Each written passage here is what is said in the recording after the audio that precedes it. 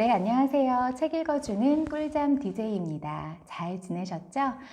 오늘도 지난 시간에 이어서 작은 아씨들 읽어드리겠습니다.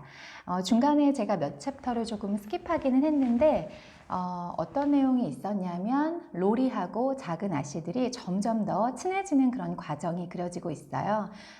그 작은 아씨들하고 로리가 특별한 그 클럽을 만들어서 신문도 만들고 서로 간에 소식을 좀 주고받는 이야기, 그리고 그 로리집하고 작은 아씨들 집 사이, 나뭇가지 사이에 우체통을 만들어서 서로 간에 소식을 왔다 갔다 하게 하는 우체통이, 그러니까 우편함이 중요한 기관으로 자리를 잡아가는 그런 시간들이 그려지고 있습니다.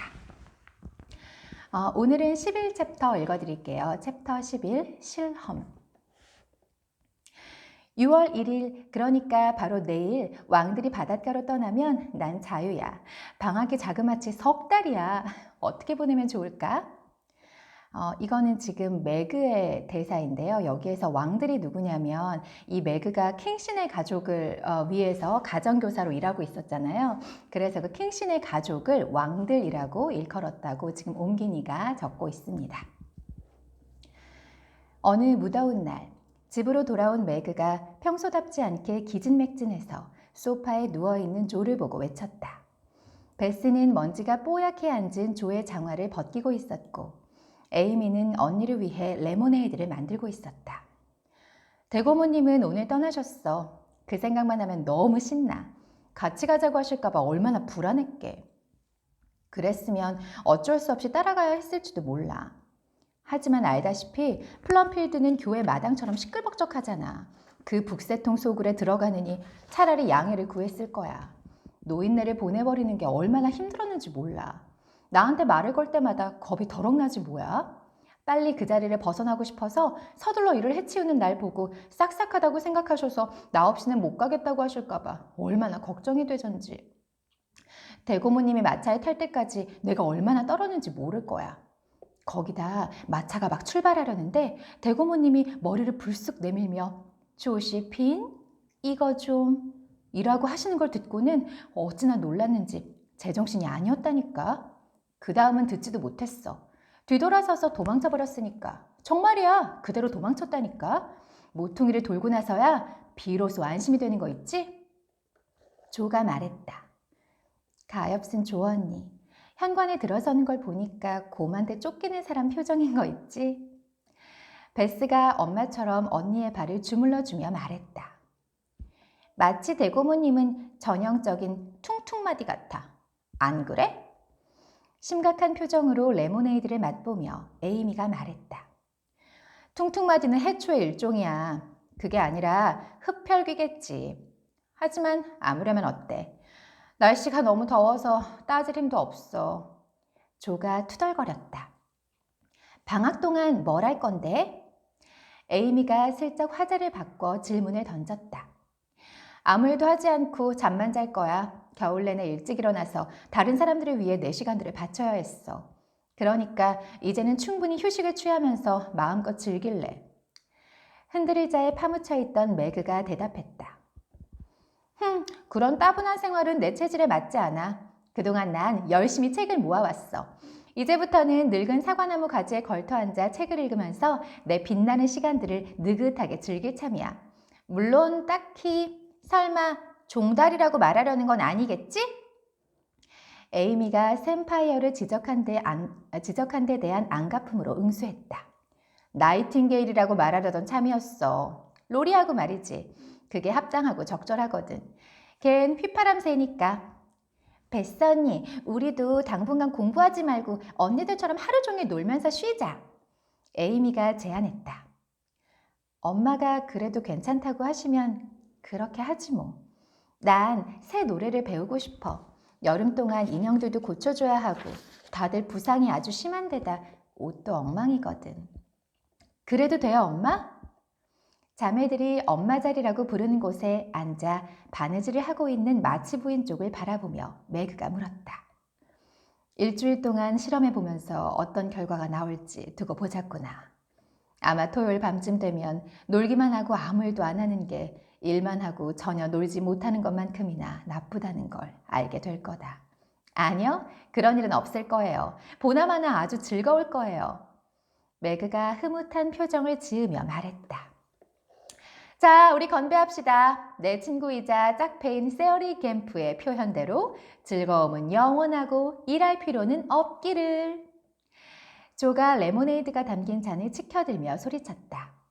다들 즐겁게 레모네이드를 마신 뒤 그날부터 남은 시간 동안 빈둥거리며 실험을 시작했다. 다음 날 아침, 매그는 10시까지 나타나지 않았다. 주인을 기다리다 지쳐 차갑게 식어버린 그녀의 아침 식사는 당연히 전혀 맛이 없었다. 그날따라 거실은 쓸쓸하고 지저분해 보였다. 조가 화병에 꽃을 꽂지 않은 데다 베스는 청소에서 손을 뗐고 에이미의 책들이 사방에 흩어져 있었기 때문이다. 깨끗한 구석이라곤 엄마 자리밖에 없었다.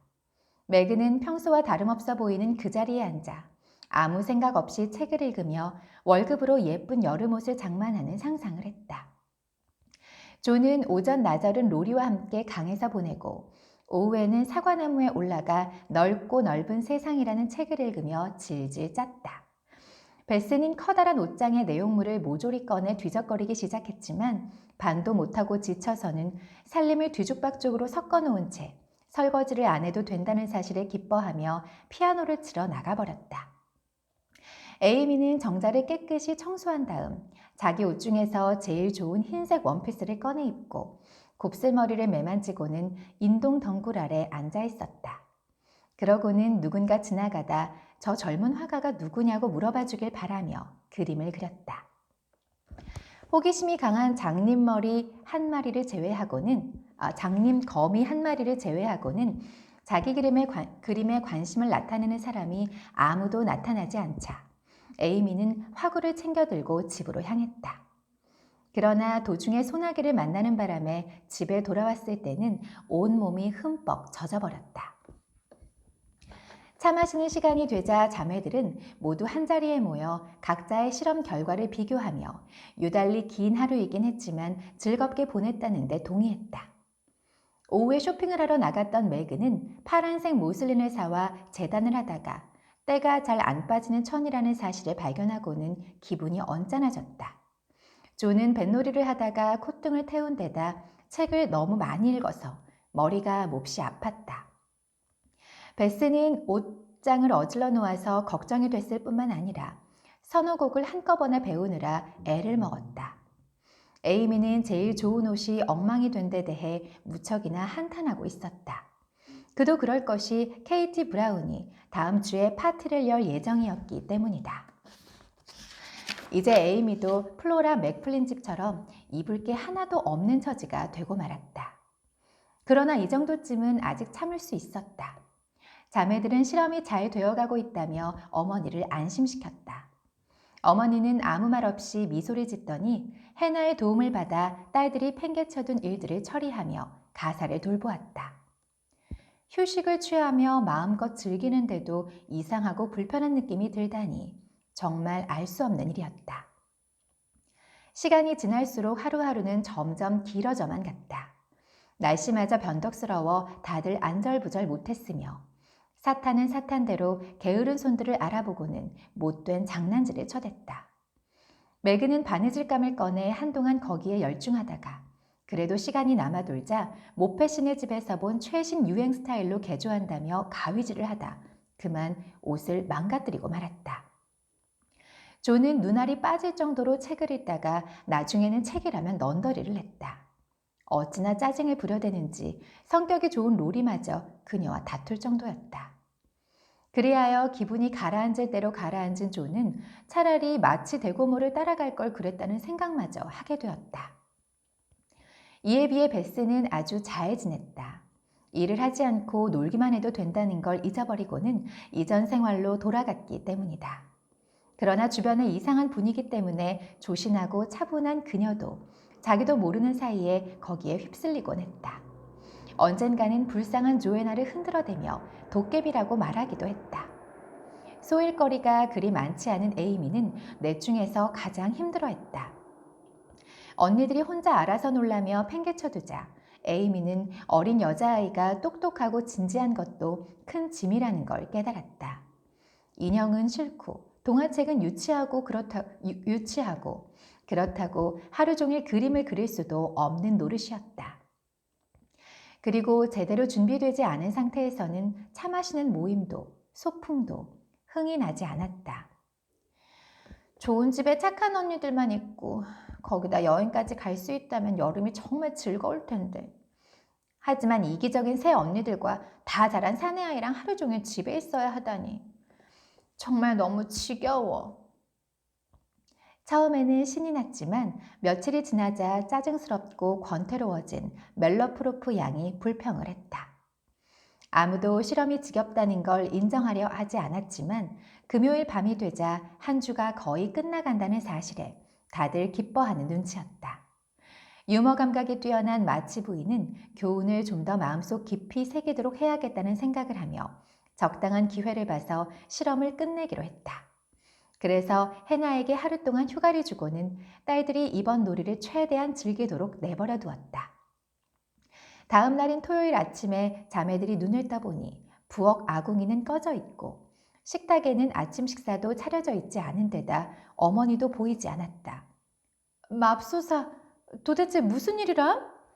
조가 난처한 표정으로 주변을 둘러보며 소리쳤다. 매그는 2층으로 뛰어 올라갔다가 다행이라는 표정을 지으며 곧 다시 내려왔지만 약간 당황한 듯 했다. 엄만 아프진 않으셔. 그냥 피곤하실 뿐이래. 엄마 말씀이 방에서 하루 종일 조용히 있을 테니 우리가 알아서 하래. 엄마가 그런 말씀을 하시다니 너무 이상한 거 있지? 평소에 엄마 같지가 않아. 하지만 엄마 말씀이 일주일 동안 너무 힘들었으니까 불평하지 말고 우리끼리 알아서 잘해보래. 그야 식은 죽 먹기지. 난 좋아. 그렇지 않아도 뭔가 하고 싶어서 좀 있으셨거든. 그거 참신하니 재밌겠다. 조가 재빨리 덧붙였다. 사실 뭔가 할 일이 생겼다는 것이 큰 위안이 되었다. 그래서 다들 큰맘 먹고 달려들었지만 장난이 아니다라는 해나의 말이 맞는다는 걸 곧 깨달았다. 음식은 식료품실에 아주 많았다. 베스와 에이미가 식탁을 차리는 동안 매그와 조는 아침 식사를 만들었다. 그러면서 하인들은 왜 힘들다고만 얘기하는지 이해할 수가 없었다. 엄마 일은 엄마가 알아서 할 테니 우리가 신경 쓸 필요는 없다고 말씀하셨지만 그래도 엄마한테 뭘 좀 갖다 드려야겠어. 매그가 찻주전자 뒤에서 나이 지긋한 부인 같은 분위기를 풍기며 말했다. 그리하여 자매들은 아침을 먹기 전에 쟁반부터 챙겼고 곧이어 조가 요리사의 안부인사와 함께 쟁반을 들고 2층으로 올라갔다. 차는 몹시 썼고 오믈렛은 탔고 비스킷은 베이킹 파우더 때문에 얼룩덜룩했지만 마치 부인은 고맙다며 받아두었다가 조가 나간 뒤 실컷 웃었다. 가엾은 녀석들. 안 됐지만 고생 좀 해봐라. 너희들에게 좋은 경험이 될 거다. 미리 준비해두었던 음식을 꺼낸 다음 조가 가져온 형편없는 음식을 버리면서 마치 부인이 말했다. 딸들의 기분을 상하게 하지 않으려는 어머니다운 작은 속임수였다. 아래층에서는 손님들의 불평불만과 실패를 원통해 하는 수석 요리사의 한숨소리가 터져나오고 있었다. 괜찮아. 점심은 내가 준비할게. 내가 처음부터 끝까지 하인처럼 시중을 들 테니까 너희들은 손이나 깨끗이 씻고 잡담이나 하다가 나중에 주문만 해. 요리법에 대해서라면 매그보다 아는 게 훨씬 더 적은 조가 말했다. 이 친절한 제안이 기꺼이 받아들여지고 난 후 매그는 거실로 물러나 소파 밑에 쓰레기를 치우고 먼지가 들어오지 않게 차이를 내리는 등 부지런히 청소를 했다. 자기 능력에 대한 완벽한 믿음과 다툰 후 둘 사이에 생긴 서먹함을 풀고 싶다는 욕심에 눈이 먼 조는 그 즉시 점심 식사에 로리를 초대한다는 내용의 짤막한 편지를 우편함에 집어넣었다. 손님을 초대할 생각을 하기 전에 뭐가 있는지부터 살펴봐야 하는 거 아니니? 의도는 좋지만 경솔한 조의 행동을 알게 된 매그가 말했다. 소금에 절인 쇠고기가 있고 감자가 아주 많아. 해나식 표현을 따르면 맛보기용으로 아스파라거스하고 바닷가재를 좀 살까 해. 그리고 양상추 샐러드를 만들고 어떻게 만드는지 모르지만 요리책을 보면 돼. 그리고 후식으로는 블라망주와 딸기를 낼 거야. 언니가 원한다면 커피도 준비할게. 너무 많이 하려고 하지 마, 조. 넌 생강빵하고 당밀사탕밖에 못 만들잖아. 난 점심 준비에 대해서는 손 뗄래. 로리를 오라고 한 건 너니까 네가 알아서 책임져. 나도 언니가 손대는 거 원치 않아. 하지만 푸딩을 먹으면서 로리랑 얘기를 좀 나눠줘. 그리고 내가 너무 힘들어하는 것 같으면 충고 좀 해주고. 그래 줄 거지? 조가 약간 마음이 상해서 말했다. 알았어. 하지만 빵하고 간단한 음식 몇 개 빼면 나도 아는 게 별로 없어. 그리고 뭘 주문하든 엄마 허락을 받는 게 좋을 거야. 매그가 조심스럽게 대답했다. 물론 그럴 생각이야. 나도 바보가 아니거든. 자기 능력을 의심하는 듯한 말에 발끈하며 조가 말했다. 나 방해하지 말고 너희들 하고 싶은 대로 하렴. 밖에서 점심 약속이 있어서 집안일에 신경 쓸 수가 없구나. 그동안 집안일 하느라 많이 시달렸으니 오늘 하루는 좀 쉬자. 이 엄마도 책도 읽고 편지도 쓰고 아는 사람들 집도 방문하면서 즐기고 싶구나. 조가 상의를 하려고 올라가자 마치 부인이 말했다. 평소에는 늘 바쁘던 어머니가 이른 아침부터 흔들의자에 앉아 느긋하게 책을 읽고 있는 모습을 보니 조는 마치 신기한 자연현상을 구경하는 것 같았다. 하지만 일식이나 지진, 화산 폭발도 이처럼 이상해 보이지는 않을 것 같았다. 아무튼 모든 게 비정상이야. 조는 계단을 내려오며 혼자 중얼거렸다. 아니, 저건 베스의 울음소리잖아?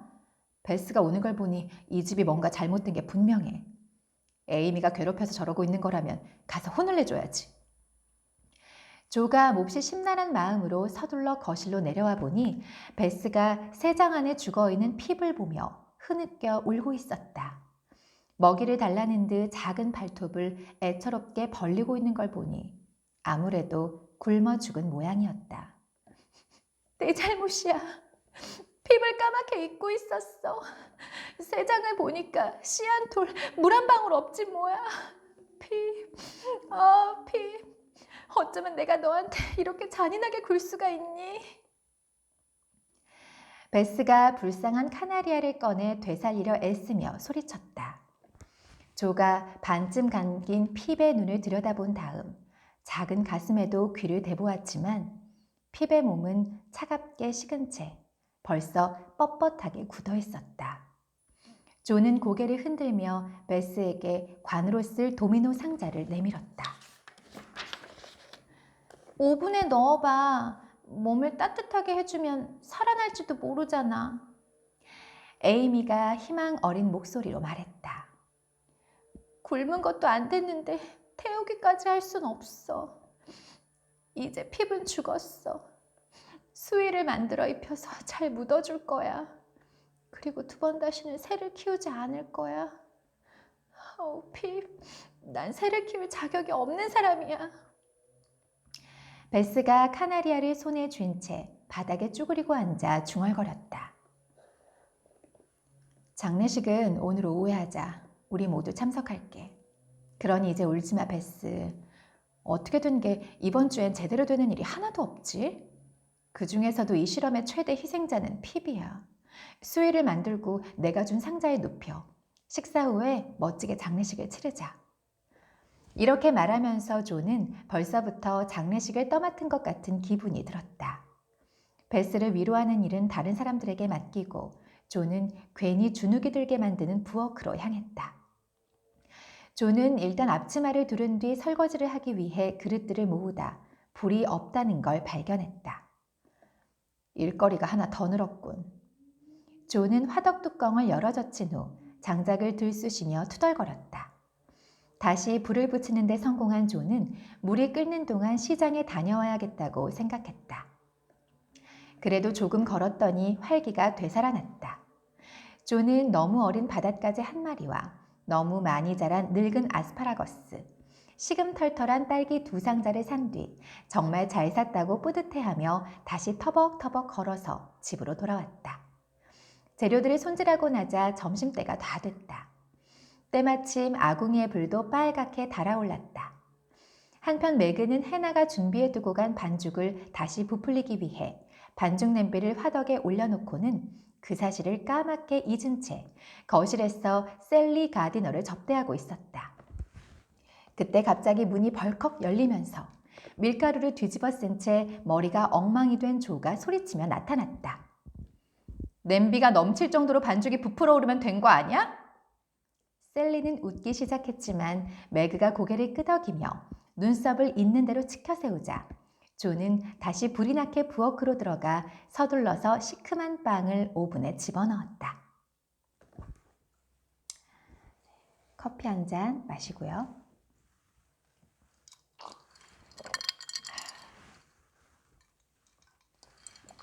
오늘은 아이스예요. 날씨가 이제 날씨더라고요. 조금 걸으면 조금 땀나는 그 정도 날씨여서. 마치 부인은 여기저기 기웃거리며 일이 돌아가는 모양을 살피더니 도미노 상자에 누워있는 고인을 위해 수위를 만들고 있는 베스에게 위로의 말을 건넨 후 외출했다. 회색 보닛이 모퉁이를 돌아 사라지자 알 수 없는 무력감과 절망감이 자매들을 사로잡았다. 그러고 나서 몇 분 후 크로커 할머니가 나타났다. 점심을 먹으러 왔다는 거였다. 날카로운 코와 호기심 가득한 눈에 바싹 마르고 안색이 노란 이 노처녀 할머니는 뭐든 놓치는 법이 없었고 뭘 보고 왔느니 어쨌느니 하면서 사람들 험담을 하는 게 취미인 사람이었다. 자매들은 그녀가 싫었지만 친구도 없고 불쌍한 노인이기 때문에 잘 대해줘야 한다고 배워왔다. 그래서 매그는 자기가 앉아있던 안락의자를 내주면서 그녀를 깍듯이 접대하려고 애썼다. 그 사이 크로커 할머니는 쉴 새 없이 불평을 해대며 자기가 아는 사람들에 대한 이야기를 쏟아놓았다. 그날 아침 조가 겪은 불안과 경험, 분투는 말로는 이루 다 표현할 수가 없었다. 그녀가 준비한 점심 식사는 두고두고 놀림거리가 되었다. 더 물어보기가 미안해진 조는 혼자 이리 뛰고 저리 뛰다 열정과 선의만으로는 요리사가 될 수 없다는 사실을 깨달았다. 아스파라거스는 1시간이나 삶는 바람에 머리든 줄기든 요리가 거의 불가능한 상태가 되어버렸다. 샐러드 드레싱을 만드는데 너무 열중한 나머지 아무리 해도 먹을 수 있게 만들기는 다 틀렸다는 걸 깨달을 때까지 나머지 일들을 모두 팽개쳐두는 바람에 빵마저 까맣게 태우고 말았다. 바닷가재는 어떻게 손을 대야 할지 몰라 막막했지만 망치로 두드리고 꼬챙이로 쑤셔 껍질을 벗겨낸 후 빈약한 내용물을 상추 이파리에 싸서 숨겼다. 아스파라거스를 마냥 그냥 둘 수 없어서 서둘러 감자를 요리해야 했지만 끝내 식사에 내놓지 못했다. 블라망조는 덩어리진 데다가 상자 윗부분만 좋은 것으로 채워 교묘하게 위장한 딸기는 겉보기와는 달리 익지도 않은 게 대부분이었다. 배가 고프면 쇠고기하고 빵이라도 먹겠지. 아침을 홀랑 다 투자하고도 얻은 게 하나도 없다니. 정말 억울해. 조는 이렇게 생각하며 평소보다 30분 늦게 종을 친 후 온갖 사내 진미에 길들여진 로리와 호기심 어린 눈으로 실패들을 채점하고는 그 결과를 사방에 퍼뜨리고 다닐 크로커 할머니를 위해 늘어놓은 성찬을 풀죽은 모습으로 지켜보고 서 있었다. 사람들이 음식을 하나씩 시식하는 동안 가엾은 조는 어서 그 자리가 끝나기만을 학수고대했다. 예상하지 못한 바는 아니었지만 에이미는 키득거렸고 매그는 괴로운 표정을 지었으며 크로커 할머니는 입술을 오므렸다. 로리는 애써 떠들고 웃음을 터뜨리며 그 재미있는 광경에 유쾌함을 더했다. 조가 내세울 만한 유일한 자랑거리는 골고루 설탕을 친 후 크림을 곁들인 과일이었다. 각자의 앞에 예쁜 유리 접시가 놓이고 다들 크림의 바다에 떠있는 조그만 분홍빛 섬들을 기대에 찬 눈길로 쳐다보는 동안 조는 빨갛게 상기됐던 얼굴을 식히며 길게 한숨을 내쉬었다. 곧이어 크로커 할머니가 제일 먼저 맛을 보더니 얼굴을 찡그리며 서둘러 물잔을 찾았다. 아직 맛을 보지 못한 조는 한 번 숟가락을 대자마자 몸을 사리는 사람들을 보고 뭐가 덜 들어가서 그런가 보다고 생각하며 로리를 쳐다보았지만 로리는 입술을 오므리면서도 으적으적 씹어먹더니 접시에 시선을 고정했다. 미식가인 에이미는 한 숟가락 듬뿍 떠서 입에 넣더니 심하게 기침을 하며 냅킨으로 얼굴을 가린 채 황급히 자리를 떴다. 왜 그래? 조가 당황해서 소리쳤다. 설탕 대신 소금을 뿌렸고 크림은 시큼해. 매그가 안 됐다는 표정을 지으며 대답했다. 조는 신음을 내뱉으며 의자 깊숙이 몸을 파묻었다. 기억을 더듬어 보니 부엌 식탁에 있는 양념통 2개의 내용물을 확인해 보지도 않고 그중 아무거나 꺼내 딸기에 뿌렸고 우유는 냉장고에 넣는 걸 깜빡했었다는 게 생각났다. 그러자 얼굴이 화끈거리면서 금방이라도 울음이 쏟아져 나올 것만 같았다. 바로 그때였다. 필사적인 노력에도 불구하고 재미있어 죽겠다는 표정이 역력한 로리의 눈과 마주친 순간 갑자기 우스꽝스럽다는 생각이 들면서 걷잡을 수 없이 웃음이 터져나오기 시작했다. 어찌나 웃어댔는지 나중에는 눈물이 다 나올 정도였다. 그 모습을 보면서 다른 사람들도 모두 따라 웃었다. 심지어는 자매들이 투덜이라고 부르는 크로커 할머니까지 웃음을 터뜨렸다. 그리하여 불운한 점심 식사는 빵과 버터와 올리브, 화기애애한 농담이 오가는 가운데 즐겁게 끝이 났다. 지금은 도저히 치울 엄두가 안 나. 우선 장례식부터 치르자. 조의 말에 크로커 할머니는 다른 집 저녁 식사 자리에 가서 이 새로운 이야기를 해주고 싶어 입이 근질거리는지 서둘러 갈 준비를 했다. 다들 베스를 위해 진지한 자세로 장례식에 참가했다. 로리가 근처 숲의 양치류들 밑에 무덤을 팠고 핍은 마음이 여린 여주인의 눈물 세례를 받으며 땅 속에 묻혔다. 조가 식사 준비 때문에 바쁜 와중에도 짬을 내어 쓴 비문이 새겨진 돌 위에 제비꽃과 별꽃으로 만든 화환을 걸고 이끼로 그 위를 덮었다. 6월 7일 세상을 하직한 핍 마치 이곳에 잠들다. 우리 모두 사랑과 애도를 표하며 그를 쉽게 잊지 않으리. 식이 끝나자 베스는 흥분을 가누지 못한 채 얼굴이 벌개져서 자기 방으로 돌아갔지만 침대가 정리되어 있지 않았기 때문에 휴식을 취할 공간이 마땅찮았다. 그래서 베개에 먼지를 털고 물건들을 정리하다 보니 슬픔이 훨씬 가라앉는 것 같았다. 매그와 조는 만드는데 반나절이 걸린 성찬의 잔해를 치우느라 너무 피곤해서 저녁은 차와 토스트로 때우기로 했다. 로리는 에이미를 마차에 태워 한 바퀴 돌러 나갔다. 시큼한 크림 때문에 기분이 몹시 안 좋아 보이는 에이미의 기분을 전환시켜주기 위해서였다. 마치 부인이 집에 돌아왔을 때는 세 딸들이 열심히 일하고 있었다. 옷장을 보니 적어도 실험의 한 부분은 성공했다는 것을 알 수 있었다. 손님들 뒤치다꺼리를 하고 차를 끓이고 심부름을 다녀오고 미루고 미루던 바느질까지 하고 나서야 자매들은 겨우 쉴 수 있었다. 땅거미가 지자 이슬이 내려앉은 주변은 고요하기 그지없었고 잠시 후 6월의 장미가 예쁘게 피어있는 현관 베란다로 네 자매가 한 명씩 모여들더니 피곤한 듯 끙끙거리거나 한숨을 내쉬며 자리에 앉았다. 오늘은 정말 끔찍한 하루였어. 여느 때처럼 조가 처음으로 말문을 열었다. 다른 때보다 짧게 느껴지긴 했지만 배로 힘들었던 것 같아. 매그가 말했다. 우리 집 같지가 않아. 에이미가 거들었다. 엄마와 핍 없이는 못 살 것 같아. 베스가 천장에 매달려 있는 텅 빈 세 장을 올려다보며 한숨을 내쉬었다. 엄마 여기 있잖니. 네가 원한다면 엄마가 내일 다른 새를 사줄게. 마치 부인이 다가와 딸들 틈에 앉으며 말했다.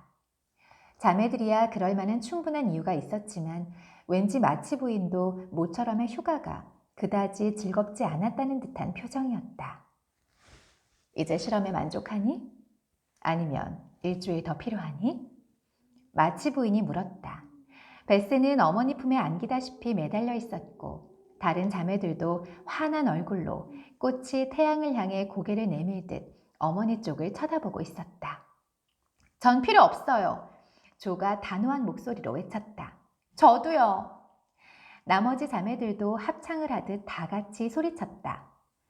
그럼 일도 하고 조금쯤은 다른 사람들을 위해 사는 게 더 좋다고 생각하니?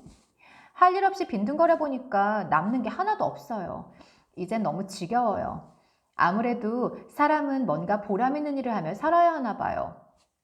간단한 요리법을 배워두는 게 좋겠구나. 여자라면 그 정도쯤은 알고 있어야 한단다. 마치 부인은 조가 차린 점심 식사를 떠올리며 큰 소리로 웃었다.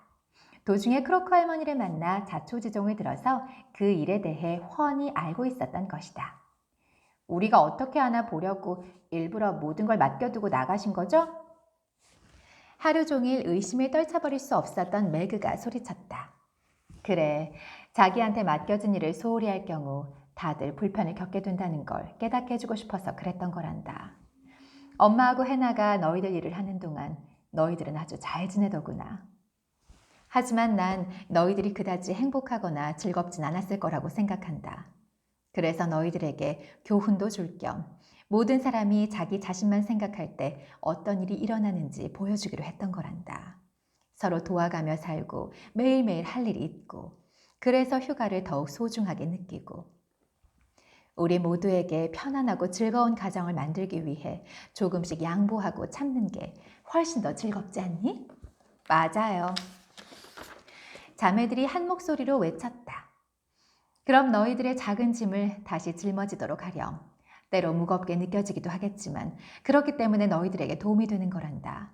그리고 나중에 짐 나르는 법을 배우게 되면 지금보다 훨씬 가벼워질 거야. 일을 하면 좋은 점이 아주 많단다. 권태와 나쁜 유혹에서 지켜주지. 육체와 정신을 위해서도 좋지. 돈이나 겉모습으로는 얻을 수 없는 자신감과 독립심을 제공해주지. 얼마나 좋니? 앞으로는 벌처럼 열심히 일할게요. 그러나 안 그러나 두고 보세요.